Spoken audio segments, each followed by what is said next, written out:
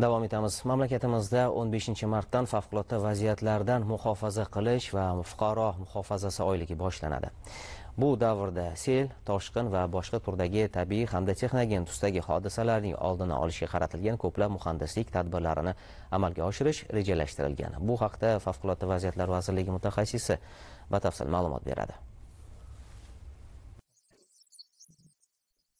Va hududlarni tabiiy hamda texnogen xususiyatli favqulodda vaziyatlardan muhofaza qilish, xususan toshqin suvlari, sel oqimlari va ko'chki hodisalarining oldini olish, zilzilalar, yuqumli kasalliklar bilan bog'liq epidemiologik, epizodik vaziyatni yaxshilash hamda fuqaro muhofazasi tadbirlarini amalga oshirishga qaratildi.